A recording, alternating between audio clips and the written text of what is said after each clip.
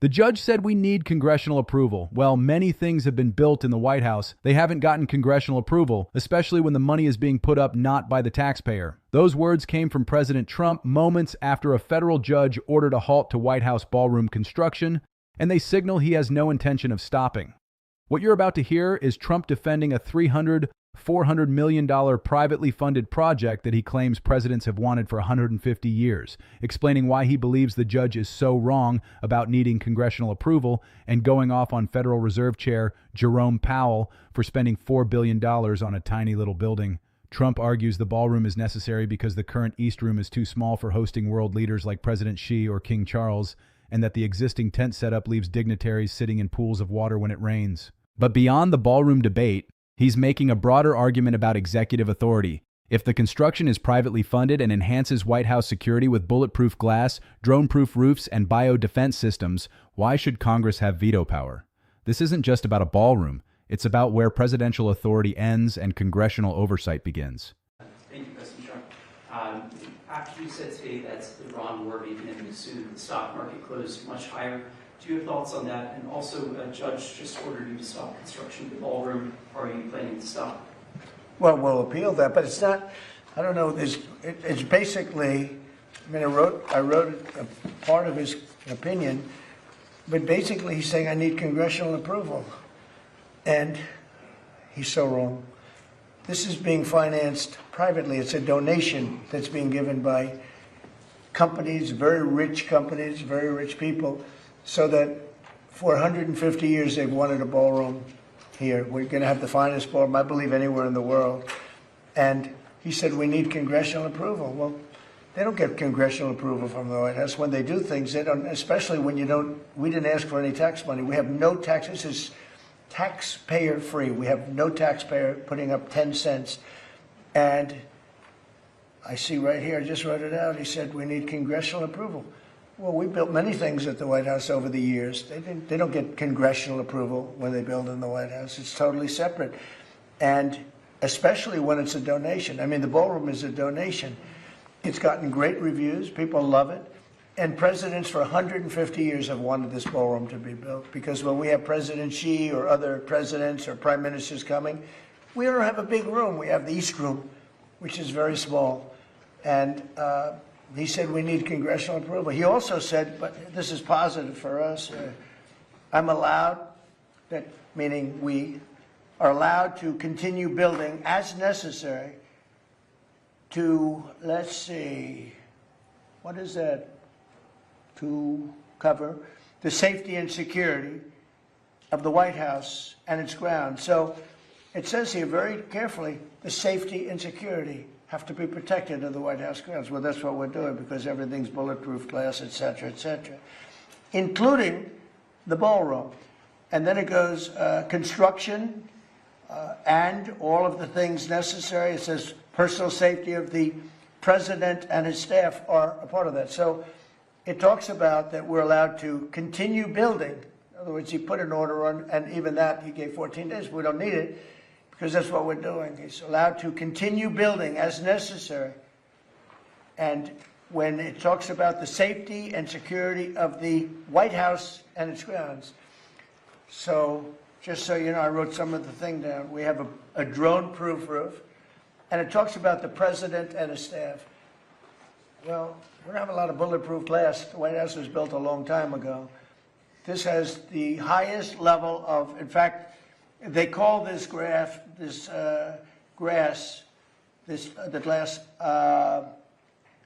it's bulletproof and it's ballistic proof. It's very thick. It's like that. And it's going 45 feet high, and every window is covered, every door is covered. The roof is drone proof. We have secure air handling systems. You know, bad things happen in the air if you have bad people. We have biodefense all over. We have secure telecommunications and communications all over. We have bomb shelters that we're building. We have a hospital and very major medical facilities that we're building. We have all of these things So that's called, I'm allowed to continue building as necessary. So think of that, for the safety of the president. So we have all these things. So on that, we're okay. Where he's totally wrong, and he made, a statement, that's fine. But I'll give you an example. You have right here, $300 to $400 million, depending on finishes. If I use very expensive marble, if I use very expensive wall coatings, if I could bring it up to 400. Otherwise, we're right now ahead of schedule, we're under budget. But depending on finishes, from $300 to $400 million are being given by great people, people that you all know. Rich people, rich companies, big companies. They wanted to see this built because every president, literally for 150 years, has needed a space like this. Many of you have gone to the tent when we have a president of a big country or somebody being honored of great distinction, and they sit in a tent, and if it rains, you get soaked because the grass gets wet here very fast. It's a wet area. They used to call it a wetland, but I guess they don't do that for the White House, but it's essentially a wetland. And when it rains, you're in trouble. The water can go up to 3 to 4 inches over their shoes. That's not a good feeling for who was Prince Charles, who will be here next couple of weeks, is King Charles, who's a great guy. We don't want him to sit in a pool of water. And they've been wanting this for 150 years, and we're building it, and it's covered perfectly. What's not covered perfectly is the fact that the judge said we need congressional approval. Many things have been built in the White House. They haven't gotten congressional approval, especially when the money is being not put up by the taxpayer. The taxpayer's not putting up a dime. This building was necessary for many years by the fact that I've built many ballrooms, and I built many things, and I know how to build. I'm not building the Federal Reserve where the guy's spending $4 billion for a tiny little building, $4 billion for the Federal Reserve building. That contractor is going to be one of the richest men anywhere in the world after he finishes the Federal Reserve. The man is totally incompetent. Jerome, too late, Powell, is totally incompetent. And he's got to get out of office pretty fast. He's doing a bad job, but he's also done a bad job in shepherding the construction of that building. Do you know they ripped down a part of that building, and it was they say it's one of the nicest buildings in Washington. They ripped it down.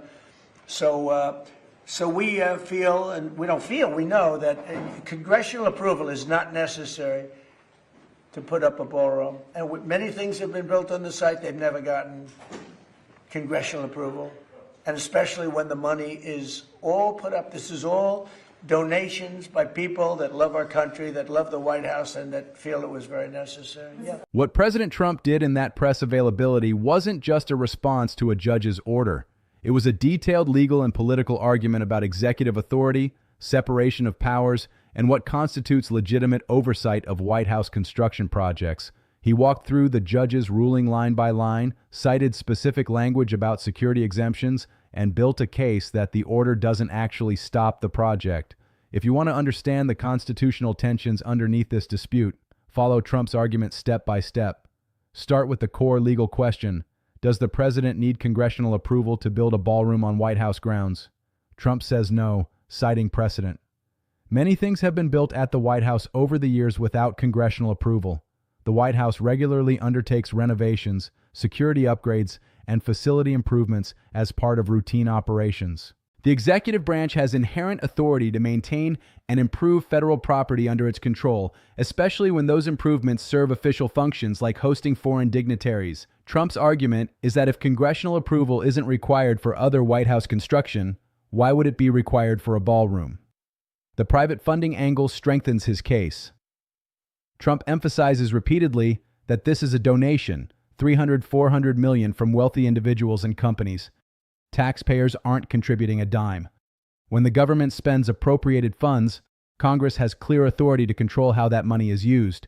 But when private parties donate money specifically for a project, the constitutional calculus changes. Trump is arguing that accepting a donation for a specific improvement doesn't trigger the same congressional oversight requirements as spending taxpayer money. Whether that's legally correct depends on interpretations of the Appropriations Clause, the Emoluments Clause, and precedents around private funding of government facilities.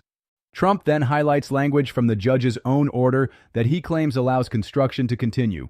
He reads, "We are allowed to continue building as necessary to cover the safety and security of the White House and its grounds. Personal safety of the president and his staff are a part of that." Trump interprets this as a massive loophole. The ballroom includes bulletproof glass, ballistic-proof materials 45 feet high, covering every window and door, a drone-proof roof, secure air-handling systems for biodefense, secure telecommunications, bomb shelters, and a hospital with major medical facilities. All of these features enhance White House security. If the judge's order allows construction necessary for safety and security, and the ballroom incorporates extensive security features, then Trump argues the construction falls under the exception the judge himself carved out. This is a classic legal strategy. Read the order narrowly and creatively to find room to operate. The judge may have intended the security exception to cover only defensive measures like reinforcing existing structures, not building an entirely new ballroom. But if the language is broad enough to encompass any construction that enhances safety and security, Trump's interpretation might survive appeal. The key legal question becomes, does building a new facility with security features count as construction necessary for safety, or is that stretching the exception beyond its intended scope? Trump also makes a functional argument about why the ballroom is needed. The current East Room is too small to host major state functions. When world leaders like President Xi, King Charles, or other heads of state visit, they're seated in a tent on the South Lawn. When it rains, the grass turns to mud and water pools up to 3 to 4 inches, soaking guests' shoes. That's not just uncomfortable, it's diplomatically embarrassing. Trump points out that presidents have wanted a proper ballroom for 150 years, precisely because the White House lacks adequate space for the ceremonial functions that are part of modern diplomacy. If hosting foreign leaders in dignity is part of the president's constitutional role in foreign affairs, then providing appropriate facilities arguably falls under executive authority. The comparison to the Federal Reserve Building is revealing. Trump blasts the $4 billion cost of that project as wasteful and incompetent, contrasting it with his $400 million ballroom that he claims is ahead of schedule and under budget. Whether those numbers are accurate is debatable, but Trump is making a broader point about competence and value.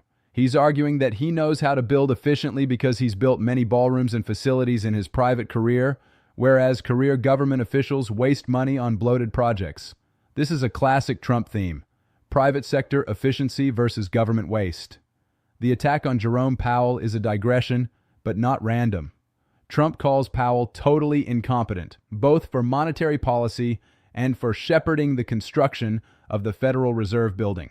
By linking Powell's alleged failures in both areas, Trump is suggesting that the same people criticizing his ballroom project are themselves responsible for far worse waste. It's a deflection tactic. If Powell can spend $4 billion of taxpayer money on a building that Trump claims ripped down historic architecture, why is Trump being second-guessed for spending private donations on a diplomatically necessary facility? The broader constitutional question is about the scope of executive authority over executive branch facilities. Congress controls the purse through the Appropriations Clause. But when no appropriated funds are being spent, how much control does Congress retain? Trump is testing the limits of that question.